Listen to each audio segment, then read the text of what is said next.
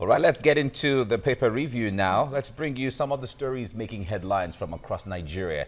And joining us now to analyze this is Chris Kehinde-Nwandu, a journalist and social commentator joining us right now. Chris, good morning. It's good to be here. Nice to see you. Nice to see Thank you. you. Thank you. All right, let's begin with the Punch newspaper. Now, Defense Minister blames killings by herdsmen on anti-grazing law. Dan Ali says grazing routes blockade also responsible. It seems this is a justification for the killings in Benue. We shouldn't be, because there have been killings before the laws came after the killings. So it's and there have been killings. Was even put in place to stop the killings. Yeah, it's supposed to stop the it's supposed to stop the killing, not aiding it. So the defense minister's statement is out of completely not in tandem with the reality on ground. The killing has been going on for years. And since the federal government seems not to have a solution to the problem, the state government are taking the laws into their hands by enacting laws to protect their people. Yes, does it even seem like a double speak really on the part of the defense minister? On one hand, you're giving reasons for the killings, that is because of the anti-open grazing law, blockade of grazing routes, and then on the other hand, you're saying that it's foreign militias that are carrying out the killings. So for local problem. That's been so consistent with some of the government officials, the current government officials. They speak from both sides of their mouth. One time they're saying something, and how can you be saying that the cause of the killings because of the laws? Now you're also saying that it doesn't add up. I think he should get his act together. And the problem is that I don't think all the security outfits, there should be a convergence. That is what we are lacking. He is the minister for defense. So every other security arm is under his purview. So I expect him to and in fact, have, in a situation where they identify the herdsmen as foreigners, and then they come into your country to perpetrate an act of killing your citizens. It's an indictment. And then the statement, there's a statement credited to him that is quoted here by Punch saying, communities and other people must learn how to accept foreigners within their enclaves. Finish. You see that coming from a government official? You are saying not just government official, yes, Minister of Defense, saying that you say some people are militias coming around, they are the ones causing the attacks. You're also asking the communities to accommodate and accept them. It's very, very contradictory. And knowing that there is no data of foreigners coming in, knowing how porous our borders are. With the porous borders here and there and the rest of them, I think they should just put their house together. All right, and we also have here federal government to monitor social media posts of notable Nigerians. It seems we're back to the days of military or even pre-independence or something. Decree 4. Decree 4. I think that is the... I don't know how they're going to do it. If I'm writing if I'm blogging and writing and posting from the United Kingdom or United States or Russia, are you going to hold me accountable? I think they should be more proactive in some of these things. There's no way you can. But in fact, the social media space is a free space. It's a very free space. So it's the third force. Exactly. Exactly. That's a third force. That's the third force. Nigerians they know how to express themselves. Yes, and is it not better that they're expressing themselves on social media than taking to arms, than going to military and because and the rest these of are them? the things we complain when they happen in Zimbabwe, when they happen in Togo, when they happen in South Sudan and all of that. And we say no, development has gone past, way past that stage. And here we are in Nigeria. But it's still happening in Cameroon, in the Anglophone. Anglophone, that's the most recent one. The power of expression is guaranteed in the Constitution. And only that, even though it's guaranteed, doesn't necessarily mean that you should make certain utterances that you but saying that you are going to be policing the social media, picking up people, and it doesn't make any sense. It doesn't make any sense. I don't even know how they're going to do that. There have been instances where one or two people have been picked up for a certain publication. I, for one, was one picked, and I spent about 13 days in the prison. For a publication I made, but that is just not it. So should Nigerians be thinking at this time, before they express themselves on the social media, that the government can assure you of your freedom of speech, but cannot guarantee you I like that. Sincerely, as I said. As if you were in Uganda at the time. Exactly. I like that, but as I said, people should be allowed to express themselves. It's a free space.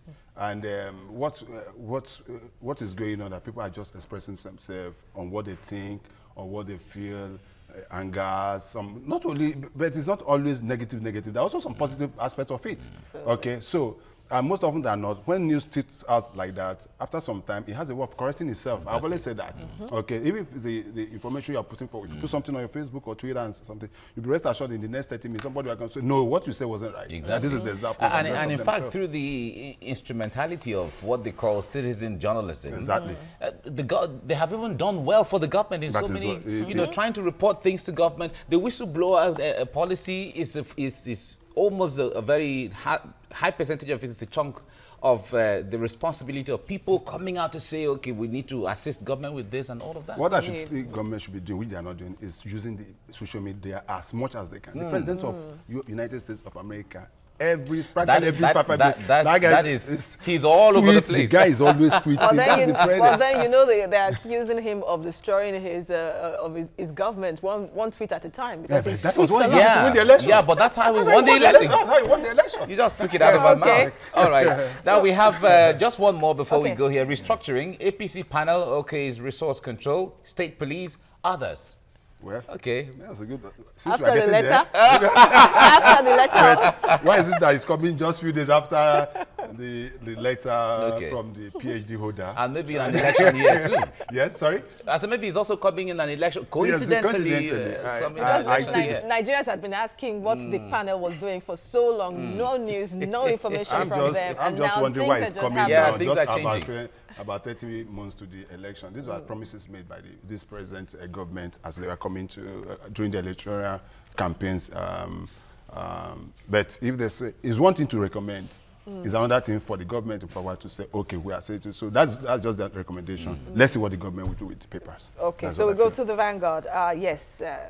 Same story is the major story, talking about the statement accredited to the defense minister. Reasons for New Year Day Benue massacre. So we'll leave that. Yeah, okay, we'll go to this one. Land not available for cattle colonies. Yoruba leaders tell FG. This just seems to buttress the point that southern governors are not receptive to the idea. The South-South have said it. The Southeast have said it. The Southwest have said it. Even part of the North Central have said it. So, and I just think that instead of going to all these places, we have the Sambisa forest, which I heard has been liberated. If you know how big Sambisa forest is, it's really large. Why don't we just bring these colonialists there and just ask everybody to move?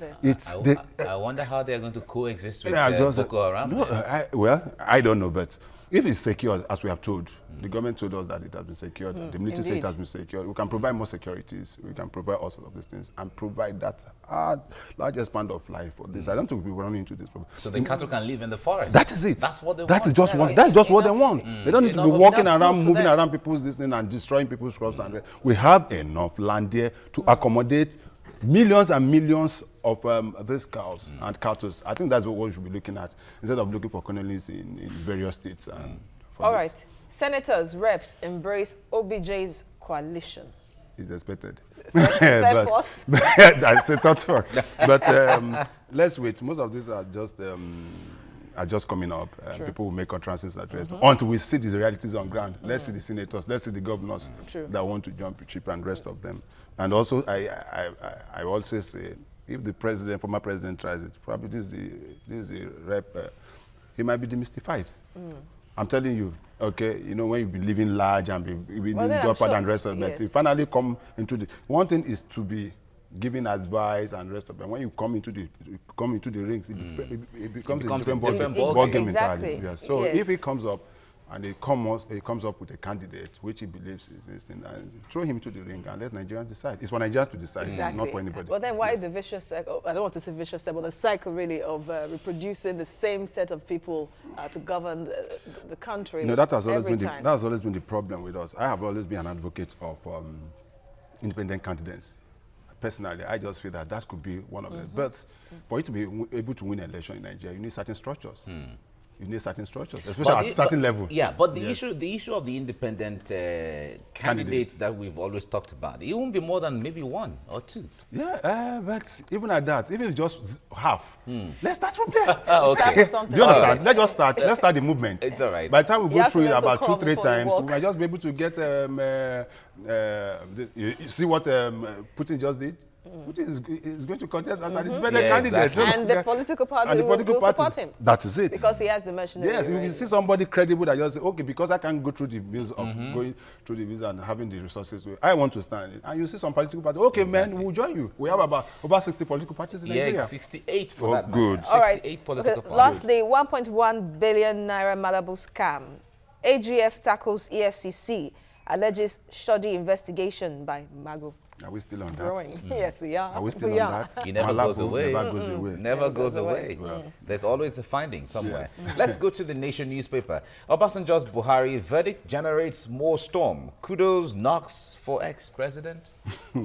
Well, I think what he wrote was germane. But my take is I like the way the federal government responded. For the first time, yes, I personally like the way. For the first time, Mr. Lai Mohammed surprised me. You know, his response was prompt. Not the normal and the rest of it. He marshaled out the points, although he didn't take all the points, but at least he was able to say, so this is what we've done. I listened to what he said. He said, the president, ex-president must have been very busy. That he couldn't have said, he didn't notice most of the changes. Probably when the man was going around his PhD, thesis and rest, he has not bet. But if you've not noticed, these are the changes that have occurred within this period. I think that's a better way of putting it. And but we should not throw away the message. We can do away with the messenger, but the message which but he didn't address all the issues, especially the nepotic and that's what I said those that he addressed.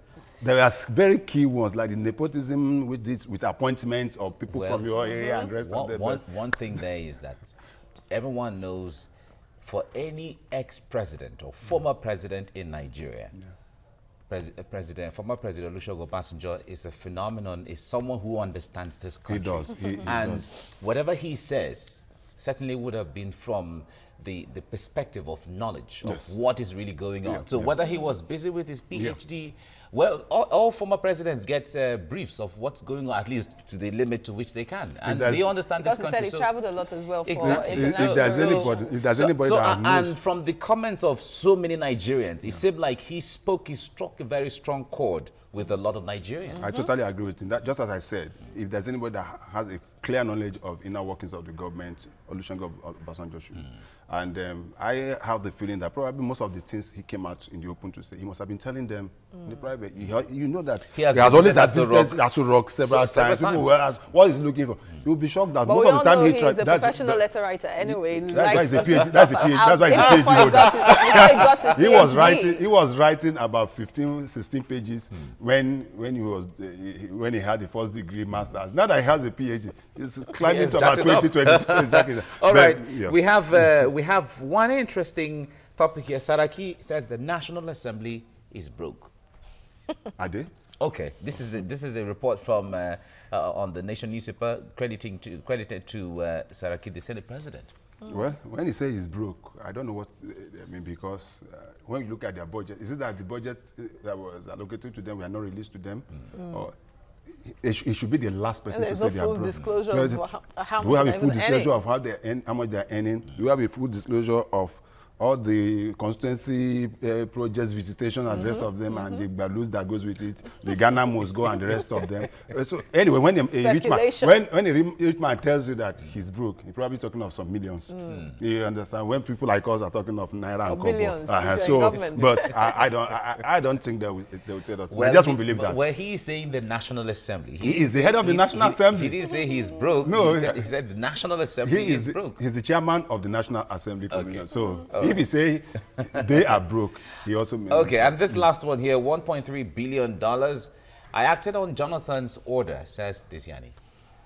Well, she should come home and tell us. Not to remain in London and throwing stones. But he has said he has wanted to come home. She said that the government should. Is it the EFCC that is owning Desiani in London? Definitely not EFCC. It's not the EFCC. But he wanted she has a case. There are indications that they know that she could be prosecuted there. He wants his case to be transferred back to Nigeria.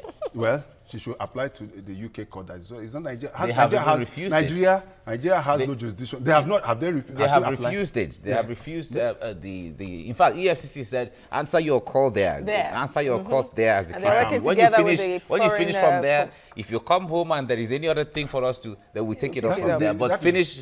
If they want an extradition, if the federal government wants her to be extradited, all they need to do is just write. I say if. Exactly. Yes. So all they need to do is write to the UK. But that does not necessarily mean that the case in the London or UK court will be crushed. Okay, is the court in the United Kingdom that is holding her? Okay. If they ask her to go, well and good. And if the Nigerian government wants her here, don't you think the AGF would have applied all this while, the FCC? Well, I think they wanted the United Kingdom court to finish now you're saying just finish your job. Just like Ibori and the rest of them. Just finish up with They didn't want the James Ibori. Yes, we are here. We wait for you. We are always here for you. We're always here. Okay, so we go to the Daily Sun. APC backs restructuring. El-Rufai panel recommends states merger. Say police, fiscal federalism. Yeah, we talked about that earlier. Okay, Kalu hits Obasanjo, says ex-president has no moral right to criticize Buhari. His letter, baseless, that's according to DSO. Igbo elders reject cattle colonies. On the front page of Vanguard was the Yoruba leaders who were talking. I said it earlier. I said the South, and even part of the North Central. I've already said that. Yeah, you would wonder if it was orchestrated to come at the same time for the government to know that we don't want it in this region? Because you know that the federal government also came out just a week ago to say that about 16 states have agreed to that, and they start reeling out. Northern states. They said northern states and the rest of them, but the southern are saying we are not a part of that 16. No, yeah. And if you go around the south, the general opinion is that they don't have land. They don't have the land. Apart from that, it's just wanting to allow you a colony. But the aftermath is what people are afraid of. There's nothing wrong in anybody coming with his car and say, okay, I want to buy this portion of land. Even people come from different parts of the country to build houses. But because of this attacks and the rest of the killing, in fact, the concept of ranching, people have always said anyone can come from anywhere as far as you are entitled. If you're a Nigerian and you own cattle and you want to run it in anywhere, you can, as far as you buy land and you restrict your everything it's within not there, even even as a foreigner, if you have such, look at what happened sometime in Kwara State some time ago. The Kwara State government invited some people from South Africa, farmers, and they gave them land. From Zimbabwe. And Zimbabwe too. So it happens. So if you want land, all right, and buy. Okay, end fuel crisis in 7 days. Senate orders FG, NNPC, National Assembly broke. Okay, yes. So that aside, the order in 7 days, you think is possible from what we've seen so far? Why do they raise issues that they know they cannot implement? If it doesn't end in 7 days, what would they do? What will they do exactly? Okay, governors protest NNPC non-remittance into JVC account. Cool. That wraps the Daily Sun. We have This Day newspaper. Let's just run through it briefly. APC's committee backed devolution of power, revives onshore-offshore debate, and then state police referendums, fiscal federalism, others reject state creation, proposes mergers. I know this is going to cost a lot of, especially when you talk about mergers. Exactly. I know that's going to be a lot it's going to bring a lot of controversy. When someone calling for state creation, exactly. You're saying. So that is it. I think what we need to do is, with time, they should be able to just give us a template on what they recommended and the rest of them. But these are all recommendations now. How feasible would it be to implement this before the election? That's the issue. No, if the presidency have the will to do that, they can do that. It doesn't take any time. What I'm only looking at is down where to they the said, will. Yes, I said if they have the will. Indeed. What I'm looking at is when you say mergers, the South have been crying more states for years that we need at least one more state to be at par with every other person. I think it's the only state, only region in Nigeria that has just 5 states. So I think the South should be given 1 additional state, depending on how they come about it and the rest of them. Then we can settle up on that. And generally, the southern states have been calling for more states. That is what I'm saying. But let us even start with the Southeast. Let's have 6 at par with every other region. Then we can take it up from there. Then the devolution of power and the rest of them. the federal system as currently constituted, we've been saying is so powerful. And that is why we're always having problems. That is very key. Then the resources in the various regions, states, and the rest of it, the state should be allowed to be able to take charge of that and remit something to federal That is courts. the true That federalism. is what we call true federalism, and not somebody sitting in Abuja and telling me what to do with my land. All right, Chris Kende Nwandu, we have to wrap it here. Thank you very much. Newspaper review, quite interesting. Thank you for coming. Journalist and social commentator. Thank you very much. Nice having you here. So we go on a short break now. When we return, it will be time to look at the first story, and it's Lassa fever. It is gradually spreading and it has killed up to 16 people in the country. Stay with us.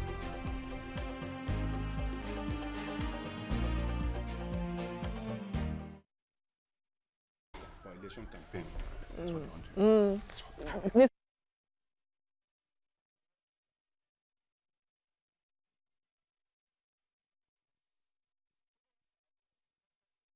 Hello, Dr. Ihekwazu. Good morning. Good morning. How are you? I'm fine. This is Mike and Azizat. We'll be talking to you from Lagos. Okay, Mike. Azizat. Good morning. Okay. Thank you. Good morning. Thank you. Yeah. We are trying to test the lines to ensure you can hear us and we can hear you clearly. For us here, we can hear you very clearly and loud. Yeah, perfect. Same here. Oh, good. Okay, that's true. Could you please sit upright, are you comfortable the way you are? So we can have a good. perfect. Something like that. That's good. That's good. Perfect. Thank you.